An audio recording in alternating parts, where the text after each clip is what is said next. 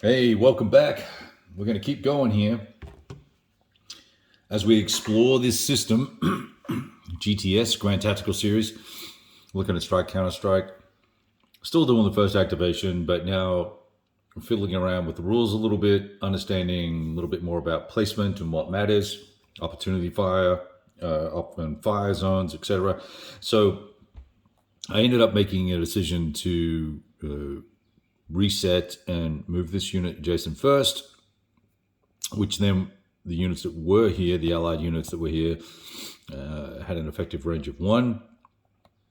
We then barraged them, and then we moved a unit adjacent, which then allowed us to roll for spend a command point and execute a second activation.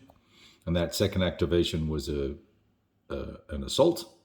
They survived their bravery checks, and they also then survived opportunity fire, and the Germans charged in, eliminating the AT guns and the company that was present in the improved position there. Now they're currently under a heavy barrage marker, but that is what it is, and we'll deal with that as it comes and go forward from there. The interesting part that I wanted to share was, or at least I think it's interesting anyway. So I have the rest of the formation to bring on. Oops, can't see. Bring on down here. So we ended up here just off screen, right? Let me just zoom out, or can I just adjust the camera a smidge? There we go. You can enter here from 2415. Meander down here, stay out of range of these Shermans. It looks like they're tank destroyers actually, but whatever. They're not Shermans, they're Wolverines. Are they M10s? Is that what they're called? Anyway, come down here, stay out of range, and then park ourselves there, starting in loaded mode, which I think you can see if we hold it up correctly, 28 movement points, right? So I spent half my movement to then unload and stop in that hex. And did the same here with these guys. And we also brought down these heavy mortars and got them situated to assault Shellbach, hopefully in the coming activations, as the case may be.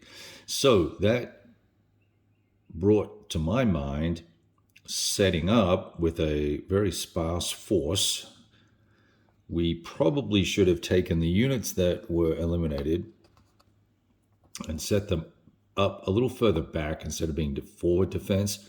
Probably should have set them up here, forcing the Germans to move down here a little further, but then also set up this tank destroyer unit here, giving it 1, 2, well, that might be a blocking line of sight there.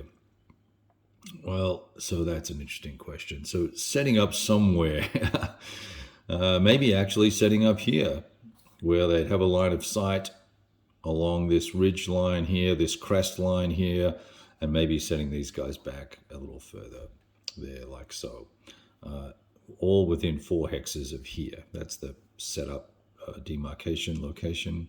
It gives us 4 hexes, 1, 2, 3.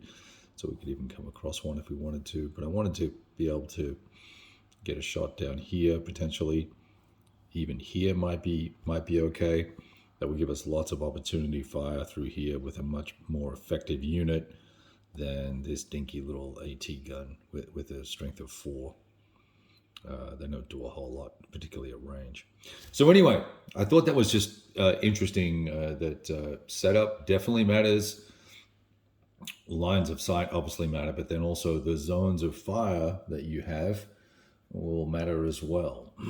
So I think that's what we'll call those guys dead. These guys are indeed still here. We'll continue on and see what happens if these guys can actually assault in the Schallbach in the coming activations. And then can the Americans counter assault and potentially recapture Schellbach before the end of the game, which is a 3-turn scenario. So we'll check in a little bit.